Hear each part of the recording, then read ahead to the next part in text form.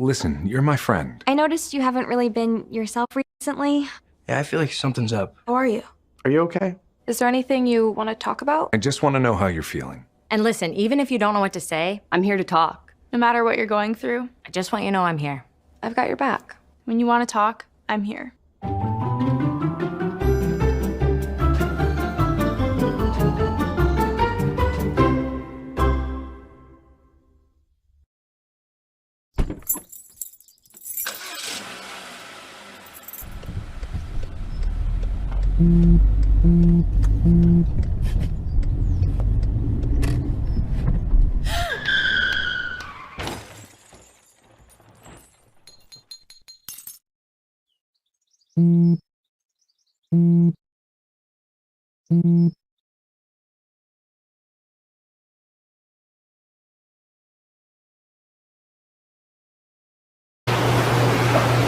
All right.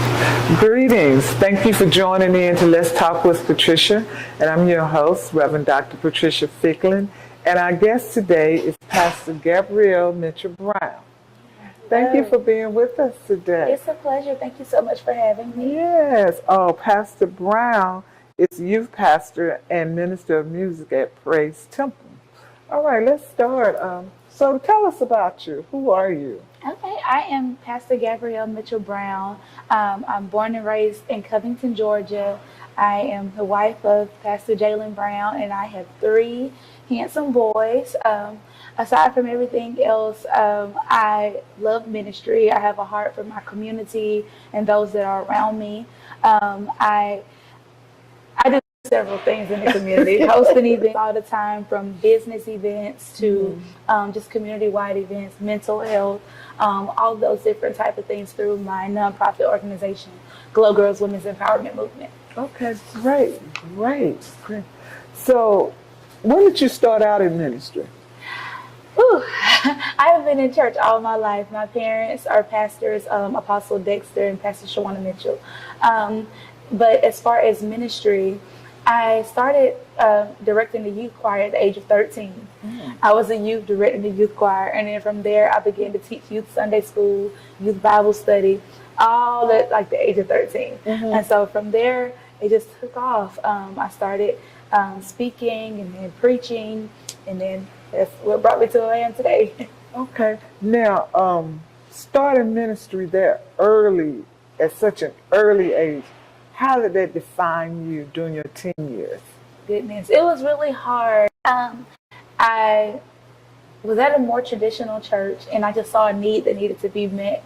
I felt like I had the skills and the capabilities, but also being a youth, leading youth, we're all in school together and things like that. I think it took definitely the help of God to show them, to respect me and my position.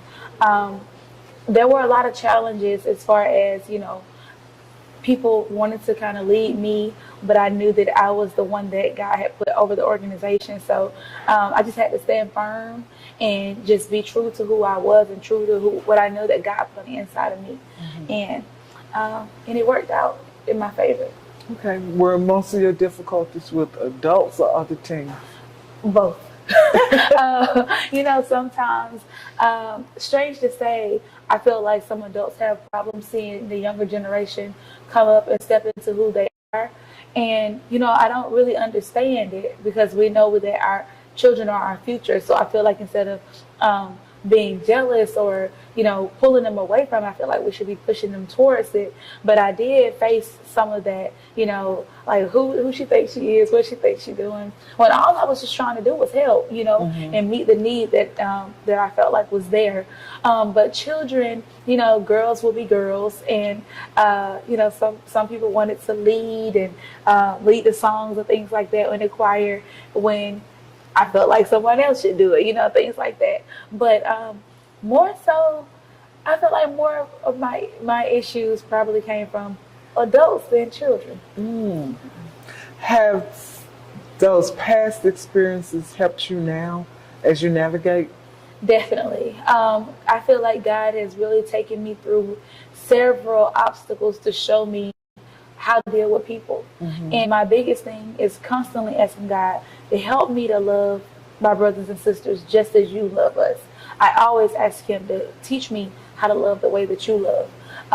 Looking over people's flaws, looking over their shortcomings, understanding that the strong should bear the infirmities of the weak, understanding with love and kindness have I drawn thee. And I feel like that's how God has built my audience and built the people around me because of the love that he displays to me. I try to display it to others. Awesome. Now, when you work with teenagers, how do you take some of your past experiences to help you not be that adult in their life? Definitely being a safe place. I always tell parents and children, I am your safe place. You can come to me for advice. You can come to me, for no judgment. But at the end of the day, I'm going to do what's safe for you. And when it comes time, if it's something that can put you in harm's way, I'm going to have to speak up and tell your parent. But if it's something that I feel that I can correct, I'm going to try to correct it right then. I'm always transparent with them. I feel like when you're transparent and real and authentic, it draws the child. I try to use real life situations. I don't try to beat the Bible down their throat, but I always somehow turn it back to what God says. But I try to let them see realistically through my life. I try to give them different scenarios, even though I haven't done too much, because I have been a church baby all my life. But the things that I have done, I try to use those experiences to show them I've overcame, and so can you. Okay, good. Now, from your bio, I see you have 3 boys. Yes. So now, you're 26 Yes, now? I am. So when did you get married? So I had my very first son when I was 20 years old. That was before I got married. Oh. Then I had a second son before I got married. And my life went upside down. My baby boy, he did come after my husband and I got married. It was definitely a challenge being the pastor's daughter with this high expectations, these standards that have been set. I always tell people that I used to ask my parents all the time, when was God going to give me a testimony? I felt like I saw so much going on, and I would hear different sermons and people talk about overcoming abuse and drugs and alcohol and gangs and all of this stuff, and that was never my story. I never had those situations. My parents, I don't want to say sheltered me, but they sheltered me. They protected me from a lot of those things. But when it came down to love, I was always a stickler for it, and I always loved love. And I guess that's how I allowed the enemy to creep in, so to speak. But so I say that to say I did have 2 children out of wedlock. I don't regret it at all. I felt like it was all for my making. I felt like God gave them to me right when I needed them. So I don't regret it, but I did learn so much. And so if I had to tell a young girl today, I would tell her the beauty of waiting, because I feel like so many homes could be so much better off if if men and women were to wait on the one that God has for them. And I would also tell her that you can't make a person stay just because you have a baby by them. And my parents have always told me, be very careful of who you have a baby by, because generational curses are real. Things that travel through the bloodline, all of those things are real. So you never really know. I found my life to be so much different once I established some things, and then I was able to have my baby boy. I was in a much better place. We still face trials and tribulations, but we were in a much better place doing it the way that God said do it versus doing it the way that you wanted to do it. Okay. Now, when you say you were in a different place, can we go back and talk about that different place? Absolutely. Because somebody else may be in that place, and we want to help them to come out of that. So just expound on that just a little bit for me. So with my first son, I was grieving so bad, so bad. I lost my baby sister to leukemia. She was 14 years old. I had just got accepted into college. I felt like my life was essentially beginning when hers was preparing to end. I didn't have a clue. Because, we're faith-based people, and we believe God to the very end. And even after it was the end, I still believe God. And that's the whole story. But I just truly believe that I was not in an emotional place. I wasn't in a place to be making those decisions that I made out of emotion. I felt like I was lonely. I felt like I didn't have a friend. And I wanted a baby. I did. I wanted a baby. I felt like I needed somebody to comfort me, be there with me. Because with my parents, I had 4 siblings. I'm sorry, 3 siblings. It was 4 of us total. And I have one brother that's in prison. We were extremely close, still close to this day. So I lost a brother to jail, and then I lost a sister to death. And so then it was just me and my oldest brother. And he's a boy. He has his whole life, so we weren't as close as me and my sister. So when I lost her, I just felt like I needed something. And really, I wasn't in a place where I should have been making that decision because I wasn't able to finish college at that time. So much changed. So I just feel like you don't make the same decisions that you would make out of a happy place that you make in a sad place. And I just wish that I would have came to myself before I made that decision because I feel like I could have gave him a better start at life. Oh, okay. So we're talking about the emotions of what it is, because you're right, a lot of times we make this emotional decision when we're not in the right emotional state. Right. And we can't look back later on. So how would you now help a young girl or young man that was in a dark emotional place try to come out of that and not let that be the driving force of their decision-making process? Definitely take a step back. Sometimes we'll get so caught up in the act of doing things that we don't think it all the way through. And my brother that's in prison, he always tell me 15 minutes changed his life. And think about how many times 15 minutes has changed our life, with an argument, with, conversation or, anything. 15 minutes, it really can change your life. So before you make the decision, step back and think, what is this going to do for me in the long run? Can I afford this? Is this beneficial to my future? Can I see myself doing this? For every action, there is a reaction. Yes. And we oftentimes get so caught up in the action, we don't think through to the reaction. And whether it's going to be a good reaction or a bad reaction, we don't always think about that part. So I would always say, if you're not in a place of stability, emotionally, financially, in any kind of aspect, wait before you make a life-changing decision. Having a child is a life-changing decision. I found myself weeping so much at the thought of what I could do different. If I would have finished school, if I, would have lowered some debt, those different things. Even though he's still small and he thinks he has the best, he thinks he dressed so good, which he does. He thinks that everything is amazing. But me as a mother, I just feel like I wish I would have, been able to put you in this school. I wish I would have, I have those thoughts. So, always think about the reaction of your action. That's all I can say about that. Oh, that's good stuff. That's good stuff.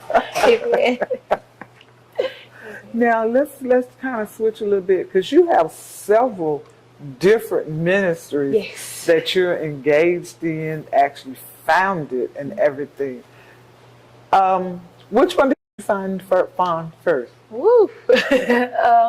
Thinking back, Glow Girl would be the original, the base. I've started several things apart from that. This Means War is the conference that I host yearly. I started that. That was the very first thing that I began to start. And from there, I formed it into a ministry. This Means War is a yearly conference. It started off as a youth conference, then a young adult conference. And from there, God told me to take the cap off. Stop limiting yourself to youth. Stop limiting yourself to young adults. Then I tried to do women. He said, stop limiting yourself to women. And so from there, I saw men, women, boys, and girls enjoy this conference. This year is number 7 for us with this conference, year 7. And we're heading this conference to Denver, Colorado this year. This is my very first out-of-state conference. So I'm just believing God to do miraculous things through this conference. It's COVID put us on a little pause. But from that last year, it was a big turnout. God did some amazing things there, and this year I can only imagine what's going to happen. But from there, God formed Glow Girl. It simply happened by me going to work every day, and I would do this little hand gesture, and one of my coworkers said, she said, "You light up the room every time you walk in, like, you know, some kind of ray of sunshine." And I just started saying glow, and then God told me Glow Girl. And so glow stands for grow, lead, overcome, and win. And that's what I inspire women to do every day. Grow, lead, overcome, and win through biblical principles and standards.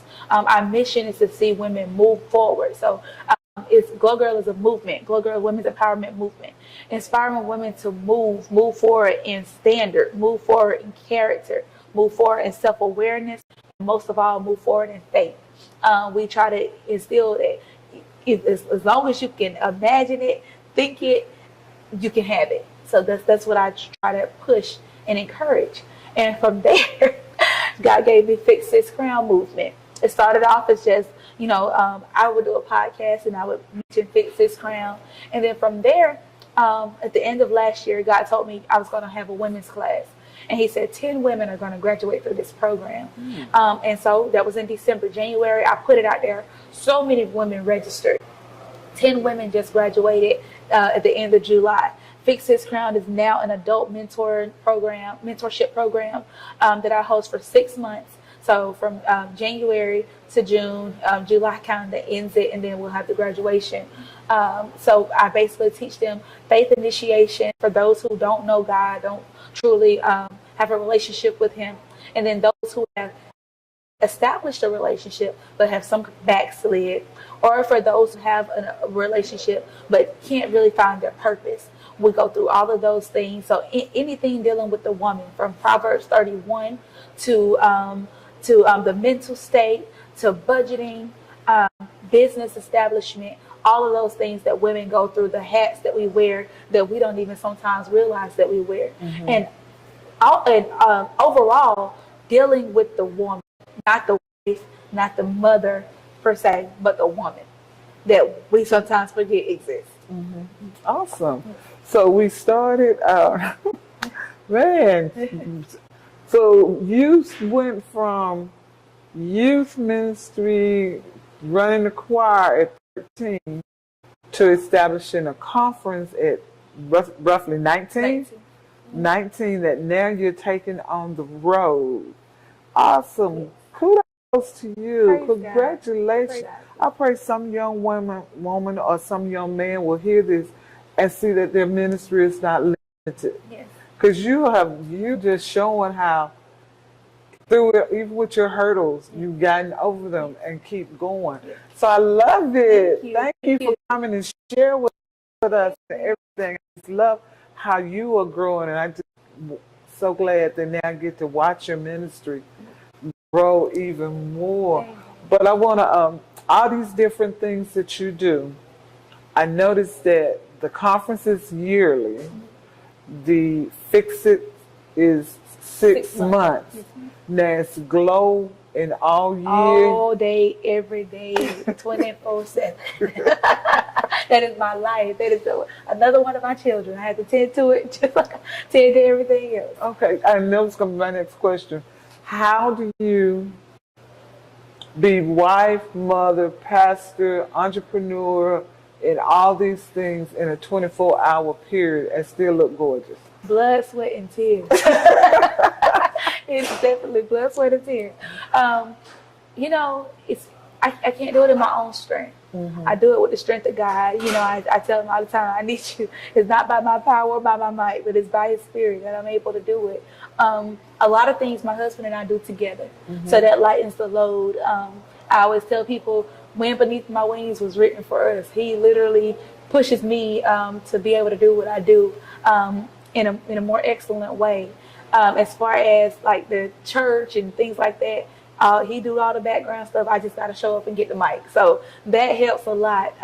We do so much together. Our children oftentimes are right there with us. If we're doing community events, they got on the T-shirt too. You know, we're tackling these things as a family because I want them to know the beauty of serving. Out of everything else, we are servants. So all of the hats that we wear, that is why we're here. So they do all of those things with us. But when it comes to balance, I'm still learning. I'm still asking God to show me when to say yes, when to say no, when to go, when to stay. I am getting ready to for about 2 months. So I'm looking forward to that, to be able to just love my babies and things like that. One of my biggest inspirations is Shawanna. I heard her before speak about how when she would get ready to go out on the show or go out on the stage, her kids would be in the dressing room with her. And I've never wanted to be that mom. Like, I sing, and so when people would try to push me in singing, I would say, no, I don't want to do that, because I don't want to be on the road all the time leaving my babies. And I heard her say that she would have her kids in the dressing room. When she get ready to go out on stage, she would know the kids are back there. And so that's why I try to make sure that I bring my kids with me. People were telling me, like, find a daycare, find a babysitter. I'm like, no, I need a nanny that's going to come with me and sit there with them and watch them. I don't want them missing out on church. I don't want them missing out on things that we do. I want them there, but I just need somebody to watch them so that I can go out and bless these people and then come on back and do what I do. So that's all. I'm still learning and just trying to figure it all out. It's definitely a fight. It's a battle, but it's enjoyable as well. We do some things that the kids can enjoy. They're outside, so they can play at the park while we're passing out lunch and things like so different things like that they've been able to experience. Okay. Now, Jaalen, your wind beneath your wings. Yes, Let's talk about him. Okay. So how did you all meet? Whoo, geez, at the church. At the church. Oh, Lord Jesus. Jaalen had this little demeanor about himself. He's the youngest, I'm the oldest. And so he would always say, I'm a man. Now my kids walk around the house talking about, I'm a man. So he would be playing the keyboard. My dad hired him to play the keyboard, and I was the worship leader. And everybody kept telling me, like, I think you need to try him. My aunt, my friends, they would all say, I think you should try to talk to Jaalen, And I'm like, Lord, I wasn't thinking about him like that. I was just trying to do my job. He do his job. And they planted that seed. And from there, I initiated the conversation because he's more laid back. He's a little bit more shy. So I initiated the conversation. He said he wasn't thinking about it like that at first. But studies show. I believe he was. So that's what I'm going to stick to. I believe he was thinking about it. And so from there, I initiated the conversation, and it began to grow. And from there, he knew what he wanted overall. He knew that he wanted a wife. He knew that he wanted a family. And growing up in church, we hear about dating with purpose. My parents have always taught me you don't just run out dating, just to be dating. You date with a purpose. And so because both of us knew what we wanted, we got engaged. We started dating in January, April, we were engaged. Oh, wow. He proposed to me on Easter Day. But that away, then when the Son of Man resurrected. Oh, wow. So he proposed to me on Easter Day. And from there, not long after, we found out we was having our second son. And so it's been an uphill journey from there. Mm-hmm. Awesome. So do you all do ministry together? Yes, absolutely. So Jaalen has a business called Kingdom Sounds, where he does sound, video, live stream, anything the church needs, he can do it. So we do those things together. He does the behind the scenes. I'm more out front.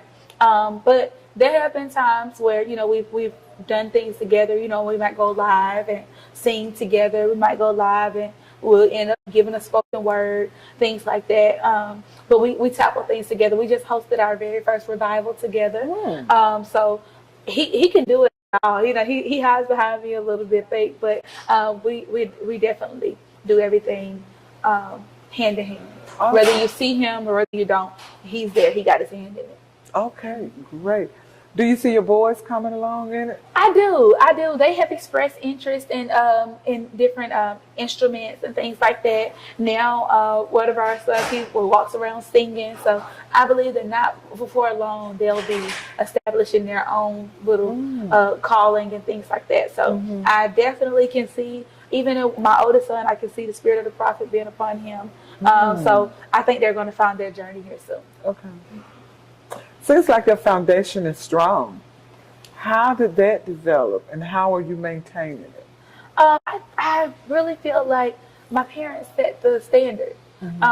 They showed me what it's like to be submissive. They showed me what it's like to cherish your family.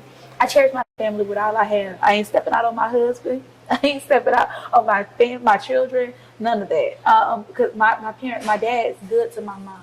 My mom's good to my dad. And I looked at it and I try to take on those things that they have set and establish it into my family. From everything, getting up, going to church on Sunday, being at Bible study. We don't lay out from those things. I try to make sure that we do all of that. I see my parents in the church. I see them working. My mom works very hard. My dad is a business owner, but he also works now. But I see them flirt. I see them do all of those things, and I never want that to die down in my marriage. So I take those things and I just try to push it. And that's what we stand on. You said a powerful word, but a lot of people fight it. Submission. Oh, Jesus. Yes. I'm still learning. Because I'm so headstrong, you know. I always have been. I always been, you know, our culture would call it grown. I've always been like that. I've always been kind of fast and eager to do things. But having to learn how to chill out sometimes is a struggle. But I have to do it. God requires us to do it. You know, it's just, the husband, submit yourself to God. The wife, submit yourself to your husband. So I'm learning, but it's something that I want to do. So I'm going to push myself to do it. Awesome. That's good. That's good stuff. That's good stuff. Because it's definitely something we all have to learn to do as strong black women.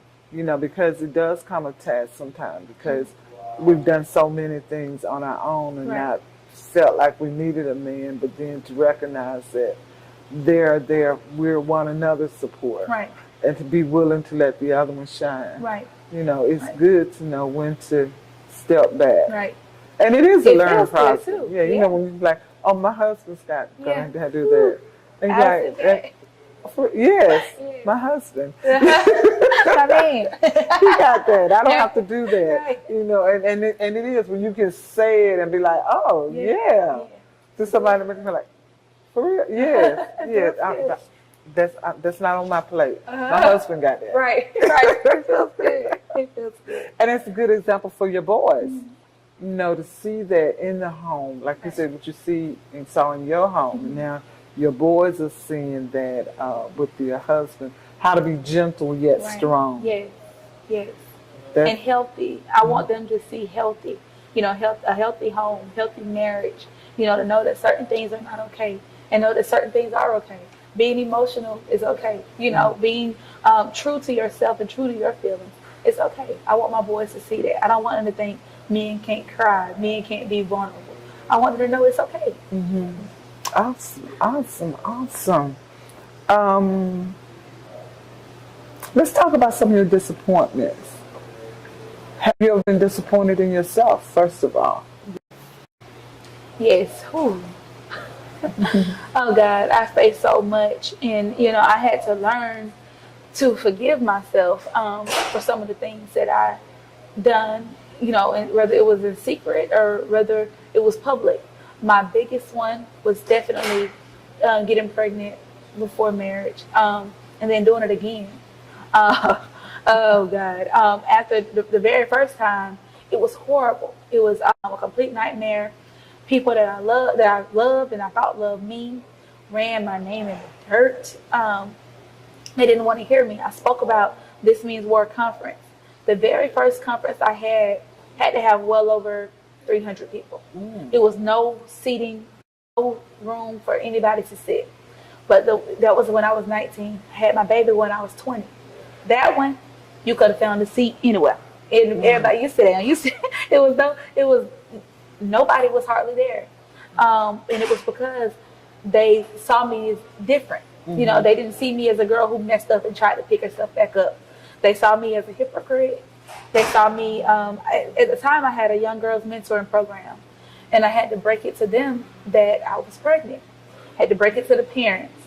And I don't know why I thought they would be okay, because I know, you know, people don't always accept you when you mess up. But I thought that they were going to have my back. And a lot of the parents withdrew their kids. They said that I couldn't tell their kids anything. When in reality, I was, even through that, I was trying to tell the girls like how much trouble I was going through. You know, all of that. I tried to tell them, you know, how emotional it was for me. And so the girls still respected me, but a lot of the parents didn't want to hear it. And so I felt so bad about myself. I felt like I let the girls down. I felt like I let myself down. I felt like I let my parents down. To see the look on my parents' face, you know, when I had to tell them. But one thing that reassured me was my dad, when I told him, well, after he calmed down, because Lord, was he mad. He came to himself. He said, Daddy got your back. He held me and he said, Daddy got your back. Everybody else did it. My mama did. I can't say. She stood up in front of the church and she told the church, my daughter has done nothing that you have not done. She told them, she said, so many of you in here had kids at an early age, way younger than her. She said she has graduated high school. She's 20 years old. She made it through being a teen. She said she's done nothing that you haven't done. I don't want to hear y'all talking about my baby. And so when she did that, I felt like I had some support. You know, when my dad said that, I felt like I had some support. I felt like the prodigal son returning back home to his father. And when his father put him on the best garments, he put him on rings, and he told him, you don't have to go out there and eat that slop. You can come and eat just like everybody else. At the time, I couldn't eat. I couldn't sleep. I couldn't do it. I couldn't enjoy it. You know, I remember at the baby shower smiling, but really I was crumpled on the inside. I felt like my ministry took a pause. I felt like I took a pause. All of those things was just shattering.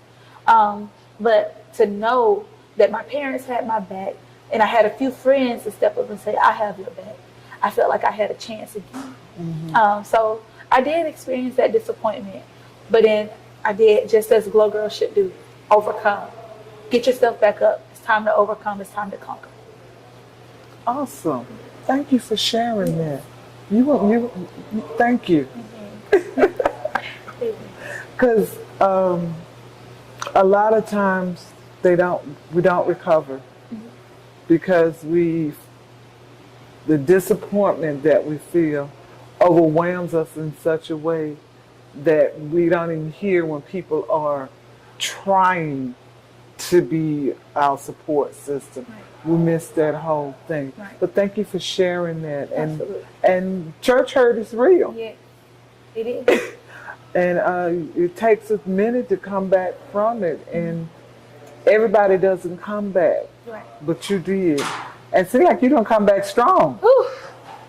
I'm telling you, it's, you know, I love the fact that God will use people who people would have just brushed to the side.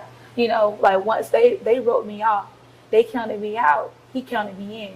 Yeah, and one thing that I love is when Ty Tribbett has a song, and at the end he say, the worst thing in my whole life became the most beautiful thing. And he said the most embarrassing thing that caused so much shame became the most beautiful thing, and God turned my ashes into something beautiful. And he will do that. He will take those situations that people tried to bash you about and stone you about and use that to draw people. People would be amazed at the amount of women that I have drawn because I overcame having kids out of wedlock, and you know, all of those things that they talked about are the things that draw people. When I preach, when I teach, those things, the things that, you know, everybody took and ran with, are now the things that is helping to establish somebody else's relationship with God. And that's the beautiful thing about our Father, that he'll take our mess ups and turn it into a masterpiece. Yes. Awesome. Have you ever considered quitting? Yesterday. There have been times, just a couple of months ago, I cried to my husband and I told him it was too much. I told him it was just all too much, because sometimes you sit there and you think, do people really want it? Do people really want God? Do people really want to do better? Because not only do I do that, but I also teach about business and, mental health.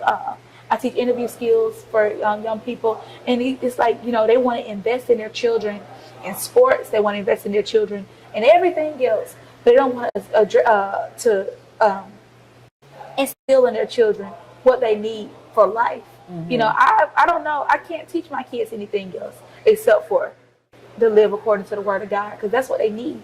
That's the Bible is our roadmap. So, they don't want to invest in those things. And so, I just, a few times I'm like, God, you give me all of these ideas. And sometimes it'll just be me and a couple of people there. And then sometimes the room is full, but like sometimes I'm just like, Lord, is it all in vain? I question myself. Like, I'm sacrificing time from my husband. I'm sacrificing time from my children.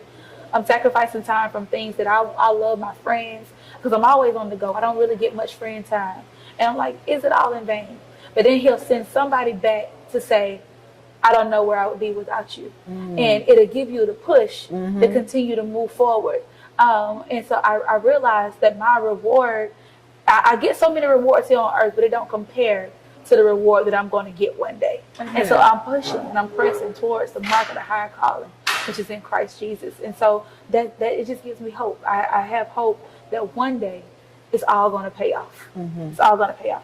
I can't get so caught up in, how many people show up, how many people applaud me, how many likes and shares you get on social media. You have to realize that we are trying to build the kingdom, and that should be our number one goal. And just recently I shared on Facebook about serving for an audience of one. I'm performing every day for an audience of one. As long as he's pleased, I'm pleased. Amen. Amen. Amen. I think we covered this one. What was the worst thing you had to overcome? I think we did that one. Now this one I'm going to go back. Has your husband at any time not supported your vision?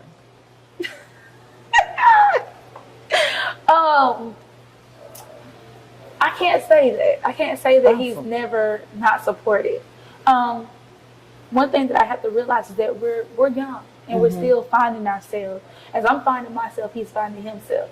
And so sometimes we're both busy at the same time, and I get a little frustrated because mama, had to deal with the kids and stuff like that. So I there have been times where I've gotten frustrated and I felt like there was lack of support, when really we're both still trying to find ourselves. And he has a ministry, he has a calling, he serves on there. Sometimes where I go to a church and preach, he can't go because he has other obligations. And so I can't say, like I tell the churches when I go, don't think that just because he's not here that he's not here, because there has been times on Sunday where he's like, I wish I could go with you, but he can't always go.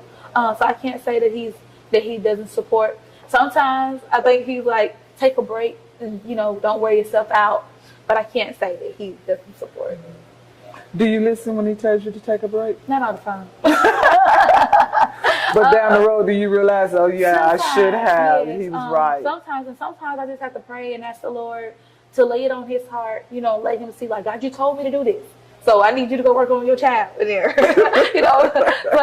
Because sometimes, even with my parents, they're always like, slow down, you can't say the word, and I get it. And I do feel like that I have to remind myself that I cannot say the word by myself, at least. But I do have to take a step back sometimes and just, and focus on home first. Like me and you spoke before this meeting, home is our first ministry. So I have to make sure that is taken care of first. Okay. Now, I know you have some events coming up. When is your event in Colorado? November 10th and 11th. So it's going to be a power pack service. So we have two different experiences. You can have the general where you just pay and you come and be a part of the conference. We have several different pastors and preachers that will be there. panel discussion. And then if you pay for the VIP, you'll be able to get a healing and deliverance encounter with Dr. Yvonne Capehart. You'll be able to get different perks and benefits of being VIP. So everything is very affordable. VIP is $80 and the general admission is $50. And I'm telling you, you're not going to leave like you came. Even if you feel like, you know, I'm a pastor, I got it going on, somebody's going to say something. So there are some real, true prophets and men and women of God that God truly uses them. He speaks to them. And everybody that comes tells me God truly spoke to me through this service. I know he sent me so much confirmation. Last year, after I finished the conference, I was wore out. I could not feel my body. My husband was tired. I was tired. And we had to get up and go to our regular church on that Sunday.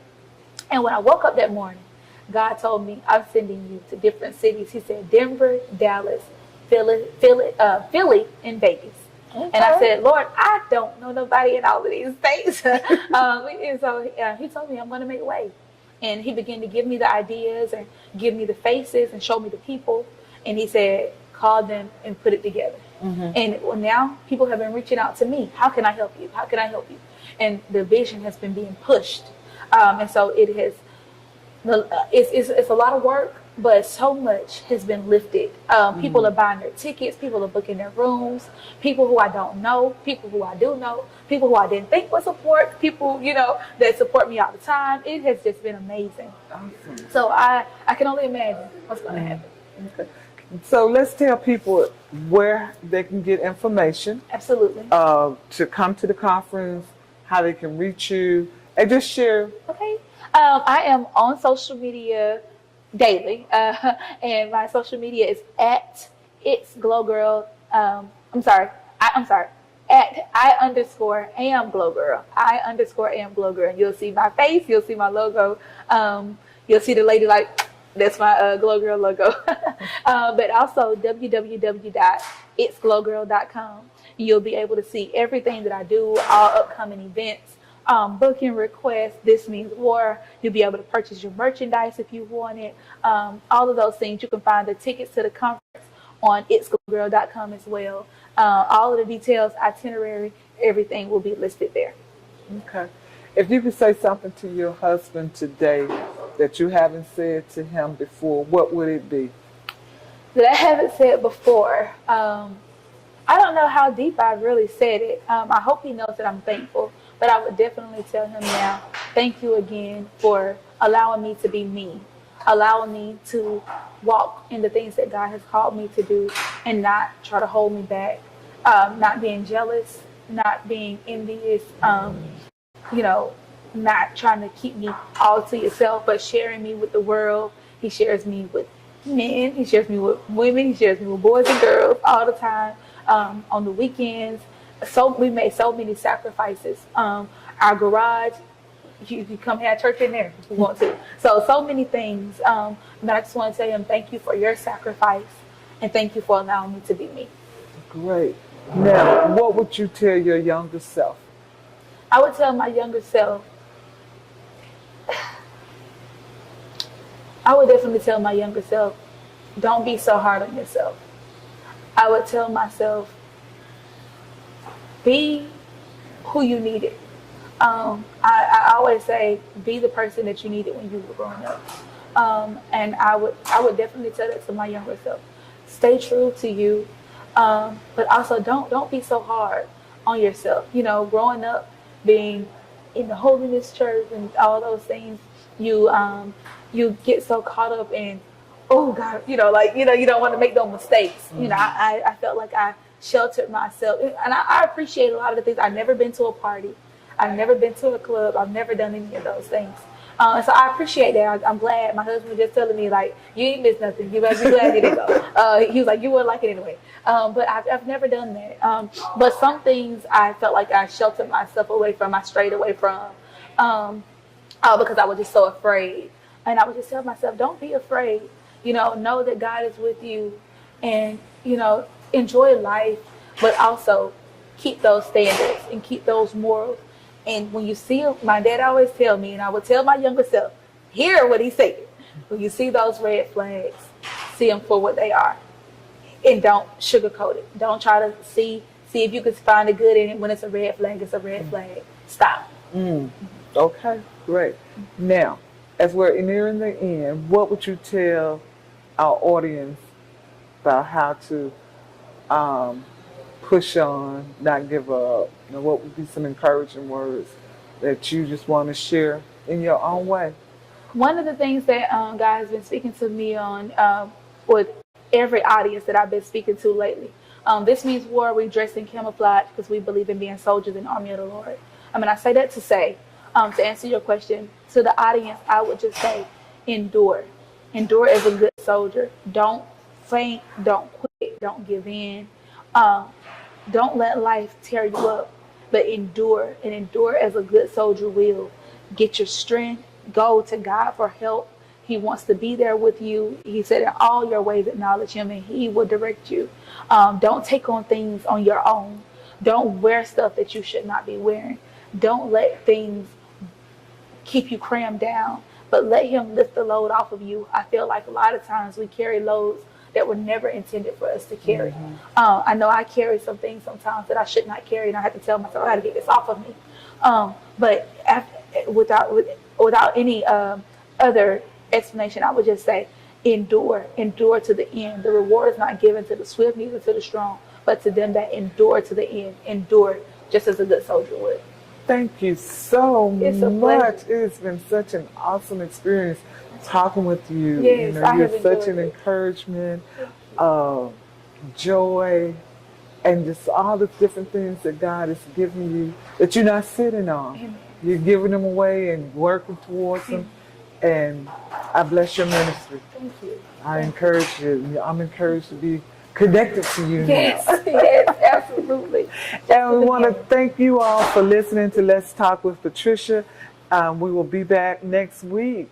Thank you and have a great day.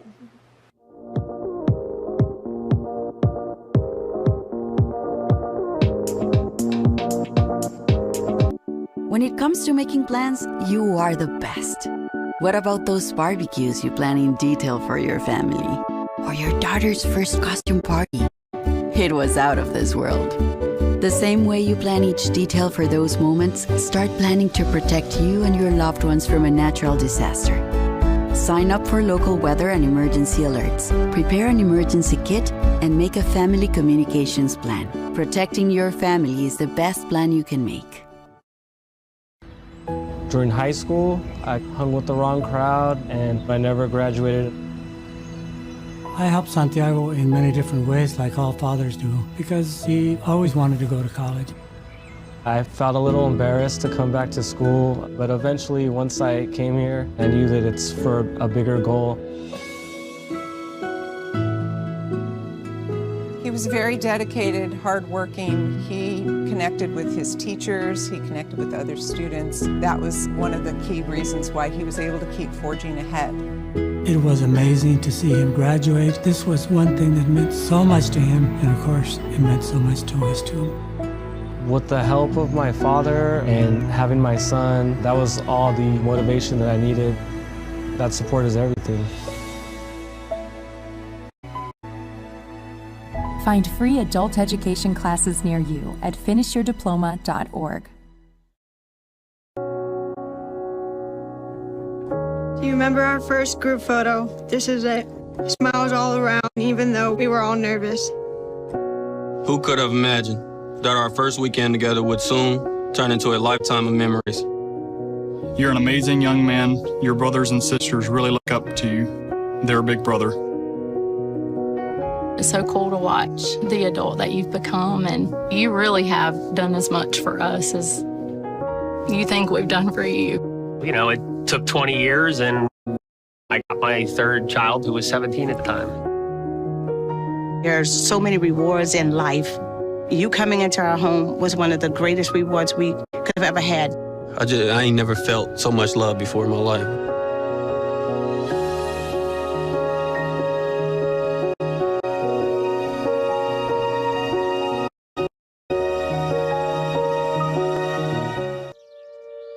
Let's go see your room.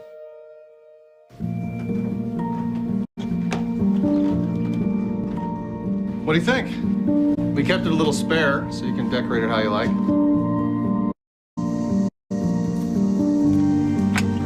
Dinner. Go. Excellent. Soccer. Yeah, I saw you guys out there. We're the